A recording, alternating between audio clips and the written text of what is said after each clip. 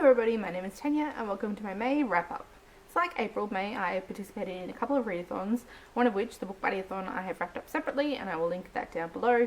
I also participated in the Mental Health Awareness Readathon later in the month, but I haven't managed to get around to filming a separate wrap-up video for that one, so that's going to be included in this, as well as the rest of the things that I read in the month of May.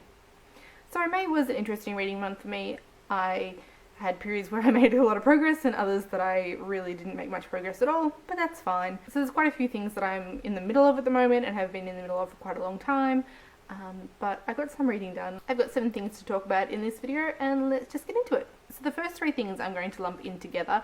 2 of them I read the first chronologically and the other was a bit later, but they all come in together, and that is I continued on with my reread of Harry Potter. I was able to finish the 2nd, 3rd and 4th book in the series during the month. I'm sure you know what they all are, but Harry Potter and the Chamber of Secrets, Harry Potter and the Prisoner of Azkaban, and Harry Potter and the Goblet of Fire.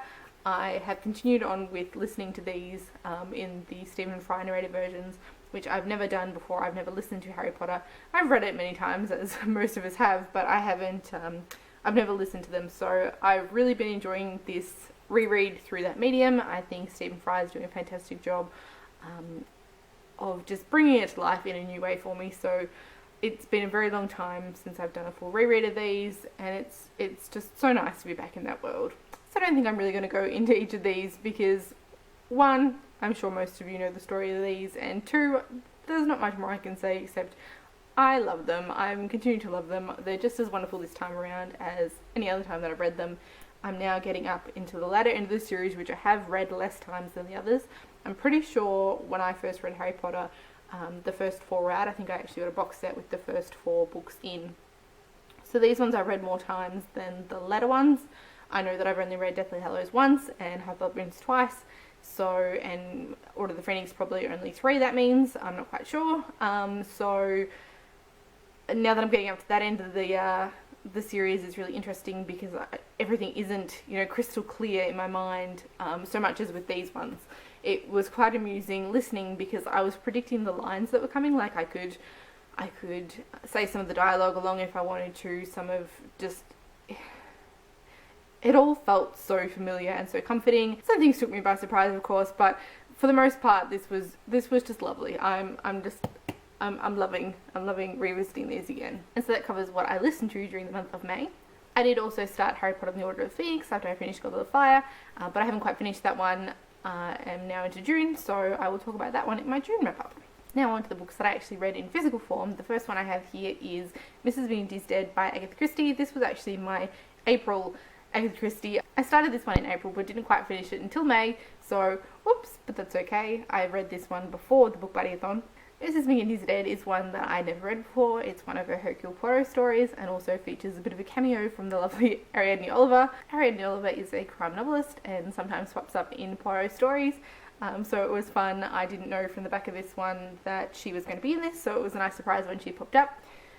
Ariadne Oliver is a great believer in women's intuition, but is often misguided in her directions of where she thinks the crime is going, so it's all very interesting. This one is obviously following the story of the murder of Mrs. McGinty. She's found dead in her home and suspicion immediately falls to her lodger, who was an interesting kind of character, not very well liked in a lot of cases, and he is actually charged with her murder. But the policeman who originally charged him just can't help but feel that he didn't actually do it. And so although he's provided evidence to get him charged, he's feeling unsatisfied with the result of the case, and he goes to Hercule Poirot to say, can you look into things for me? I've got this feeling. And so it follows on from there. Of course, I'm not going to say anything more about any of that, but in true Agatha Christie fashion, there's twists and turns, and in true Poirot fashion, there's a big reveal, and just, it was a delight. I enjoyed it. It's not one of my favourite Agatha Christies, but it was definitely a great addition and another check off on my chronological journey. I did definitely really enjoy this and would definitely recommend, as always, you pick this one up. The lovely Lil from Lil's Vintage World recently did a review video on this one, which I will try and remember to link down below. It's definitely worth a watch. After this point came the Book Buddy-a-thon, which I've already wrapped up, as I said, separately, and I'll link that down below. But during that readathon, I completed The Alien by K.A. Applegate, 6 Bedrooms by Tegan Bennett Daylight, and The Graveyard Book by Neil Gaiman. So if you're interested in hearing any of my thoughts on those 3, definitely check out my Book Buddy-a-thon wrap-up. Then we move on to the Mental Health Awareness Readathon, which, as I said, I participated in but didn't get a lot finished. I technically only finished 2 things during that time, although I made progress on 2 others, one of which I've gone on to finish now, so I'll talk about it here. The Mental Health Awareness Readathon was organised by Ashley from Bookish Realm, and I couldn't help but join in, even though I'd kind of readathon myself out, because I felt that the idea behind this one kind of was bigger than that. And so May is Mental Health Awareness Month in the United States, and Ashley wanted to create a readathon that tied into that, and it was all about reading books dealing with mental health issues and just raising awareness. And so I'm really pleased that I joined in just for that side of things, just to kind of get myself and maybe others thinking about topics that affect so many people, and anything to kind of help to lift the stigma. The first book I completed was this one, which is Small Acts of Disappearance, Essays on Hunger by Fiona Wright.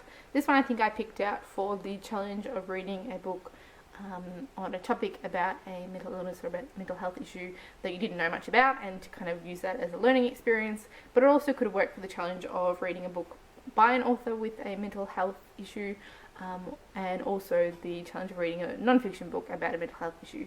This one is a series of essays, obviously, written by Fiona Wright about her experience with eating disorders, in particular life-threatening anorexia. And I really enjoyed this. If enjoyed is the right word, I found it quite compelling. I found it really fascinating. Also sounds like the wrong word, but fascinating to read from the perspective that is so removed from my own, I guess, when it comes to my relationship with food. I tend to be on the other end of the scale and have quite a bad relationship sometimes with food in terms of my weight and overeating, and it's something that I struggle with. So it was a very much a different experience to read a book from the perspective of somebody who is suffering, and putting themselves through, not through any choice of their own necessarily, but putting themselves through that kind of deprivation. The essays shift from different periods and different settings in Wright's life. So the first one is set during the time that she lived in Colombo, another is set during time she spent in Berlin, then others are kind of tied to different experiences. So there are 2 essays that are kind of in books and deals with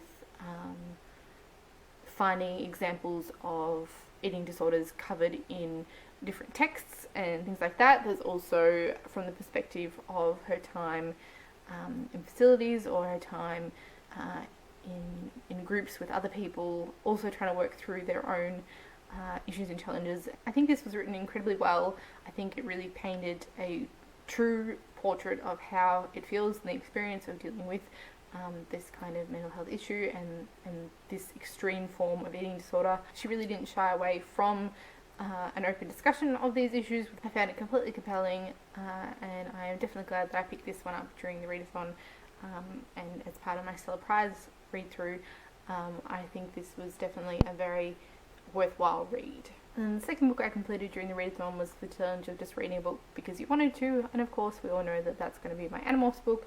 This one is The Secret, which is the 9th book in the Animorphs series. This one we're back with the perspective of Cassie. In addition to the usual battles with the Yerks, in this one we're kind of dealing with the deeper issues in the form of, I guess, environmentalism. The Yerks have set up this kind of logging scam, and they're planning on tearing down the forest that borders Cassie's parents' farm and their wildlife shelter and the area where Axe is hiding, and it's very much to do with her beliefs about the environment, and also her reaction when she finds that a small family of skunk kits have been abandoned due to the mother being injured because of the Yerks, and her dealing with the implications of that.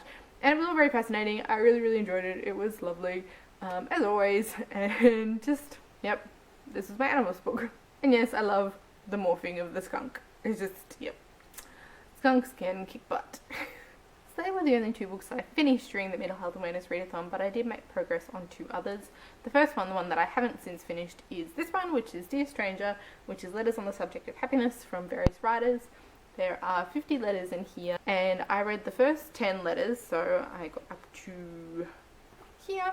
I definitely enjoyed what I did read. I'm not sure whether I'm going to be continuing on or whether I'll pop it aside for now and send it back to the library, but I did enjoy what I had read. It's just not something that's calling me to go back to at this point in time, so we shall see how that goes. And the other book that I started, which I have now gone on to finish just outside of the readathon, was for the challenge of reading a book with a character who had a mental health issue, and that one I read was White is for Witching by Helen Oyemi, and I enjoyed this one, but not as much as I kind of had hoped.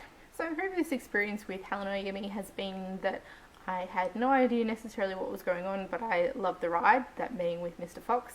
This one I found maybe that it was a little bit too fragmented in that it was trying to do a lot of things, and I maybe didn't connect quite as strongly. Also maybe the idea that I was trying to read it during the readathon, and also that I've been a bit, hit and miss with my reading lately, wasn't conducive to that. This one is following the character of Miranda Silva and her twin brother Elliot.